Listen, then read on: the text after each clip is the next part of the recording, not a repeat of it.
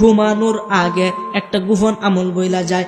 ঘুমানোর আগে সহির মাঝে বৈশা যেখানে আপনি ঘুমাইবেন ওই ঘুমের জায়গার মধ্যে বৈশা আপনি সর্বপ্রথম আউযুবিল্লাহ বিসমিল্লাহ সহ আয়াতুল কুরসি পাঠ করবেন। আয়াতুল কুরসি যে ঘরে পাঠ করা হয় খোদা কি কসম সেই ঘরে চোর ঢুকলেও চুরি করতে পারে না। রাস্তাঘাটে অ্যাক্সিডেন্টে আপনার মৃত্যু হবে না, আপনার কাছে বরকত হবে, মরবেন আর বেহেশতে যাইবেন। আয়াতুল কুরসির আমল শুরু করেন। এরপরে আপনি আউযুবিল্লাহ বিসমিল্লাহ পাঠ করবেন। বিসমিল্লাহটা 21 বার পাঠ করবেন। কতবার? বিসমিল্লাহটা 21 বার পাঠ করে আপনি শুইয়া যাবেন। শুয়ে বলবেন আল্লাহুম্মা বিসমিকা আমুতু ওয়া আহিয়া, অর্থাৎ আমি আল্লাহর নামে মরছি আবার আল্লাহর নামে জীবিত হব। এই ঘুমের মানুষ কি মরা না?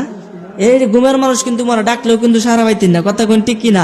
এই জন্য আল্লাহুম্মা বিসমিকা, হে আল্লাহ বিসমিকা আপনার নামেই আমি শুয়েছি, আমুতু আমি নিজে মরছি, ওয়া আহিয়া এবং আবার উঠবো। সুবহানাল্লাহ।